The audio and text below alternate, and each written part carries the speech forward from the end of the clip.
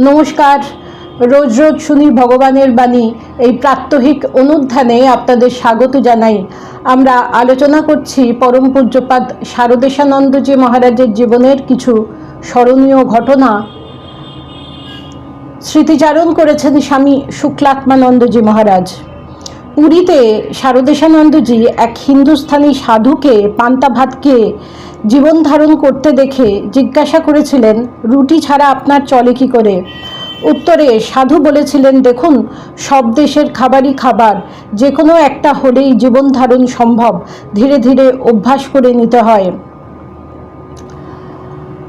তারপর থেকে শারদেশানন্দজি বলছেন, আমি যখনই যেখানে গিয়েছি যা খাবার জুটেছে সেটাই খেয়েছি, আর তোমাকে দেখি সর্বদা এটা খাবো ওটা খাবো না, এটা ভালো নয়, এটা পছন্দ, সবসময় আশ্রমের খাবারের সমালোচনা করো।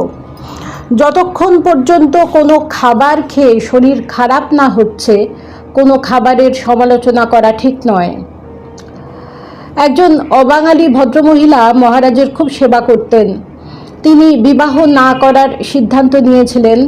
মহারাজ তাকে খুবই স্নেহ করতেন। উক্ত মহিলা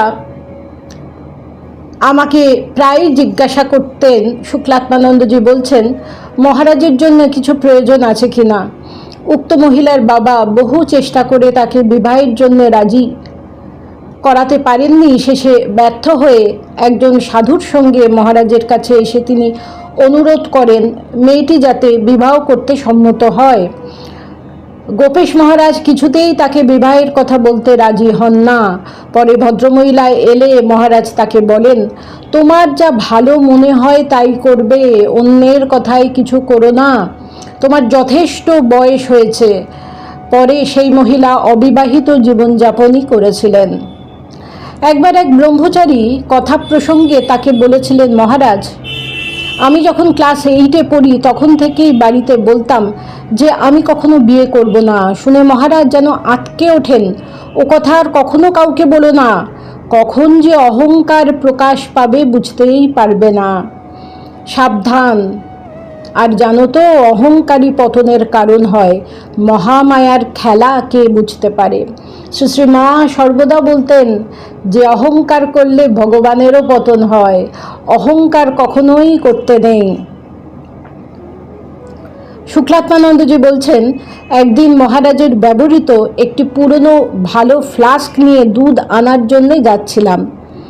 রাস্তায় এক ডাক্তারের সঙ্গে কিছুক্ষণ কথা বলি। ডাক্তারের ছোট্ট ছেলেটি হঠাৎ আমার হাত থেকে ফ্লাস্কটি নিয়ে ছুঁড়ে ফেলে দেয়। আমার কিছু ভাবা বা করার আগেই ফ্লাস্কটি ভেঙে চুরমার।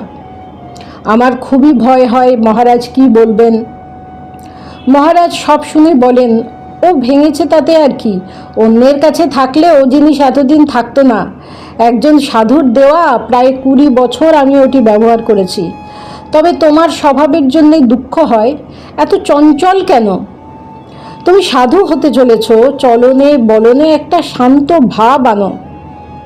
শুক্লাত্মানন্দজি বলছেন, আমার চঞ্চল স্বভাবের জন্য আমি নিজে কখনো কখনো খুবই বিব্রত বোধ করতাম, দুঃখ হতো। তাই একান্তে তাকে জিজ্ঞাসা করি, মহারাজ, আমার স্বভাব খুব চঞ্চল, আমি নিজেই সময় সময় তা অনুভব করি, আপনি তো আরও ভালো বুঝবেন।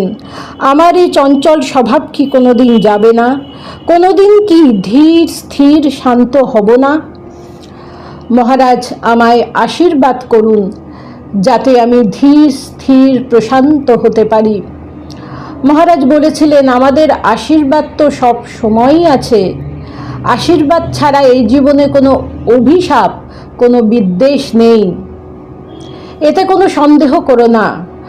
তবে যে তোমায় এত করে বলি, তোমার প্রতি স্নেহ ভালোবাসা আছে বলেই বলি। শুধু আশীর্বাদ আশীর্বাদ করলেই হলো না, আশীর্বাদ ধারণের যোগ্যতাও থাকা চাই। তোমাকে অন্তত কিছু চেষ্টা করতে হবে, খাটতে হবে যদি কিছু পেতে চাও। আশীর্বাদ তোমার চলার পথে এগিয়ে যেতে সাহায্য করবে, বাধা বিঘ্ন অতিক্রম করতে সাহস উদ্যম দেবে, নির্ভীক করবে, কিন্তু এগোবার চেষ্টা তোমাকেই করতে হবে।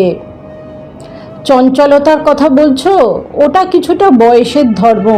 তোমরা উঠতি বয়সের ছেলে, এই বয়সে কম বেশি চঞ্চল থাকাটাই স্বাভাবিক, এজন্য দুঃখ করো না। তুমি তোমার চঞ্চলতা বুঝতে পেরেছ, শান্ত হওয়ার ইচ্ছেও রয়েছে, এটি খুব ভালো কথা। চেষ্টা করো, বয়স হলে জীবনে ধাক্কা খেলে তবেই কমবে, ধাক্কা না খেলে মানুষ শেখে না। আর এই তো সংযম অভ্যাসের বয়স। এইভাবে তিনি সাধু ব্রহ্মচারীদের যেমন অনুপ্রেরণা দিতেন, তেমনি ভুল হলে তা সংশোধনও করে দিতেন এবং প্রাণ দিয়ে ভালোবাসতেন। নমস্কার। প্রাণারাম প্রাণারাম প্রাণারাম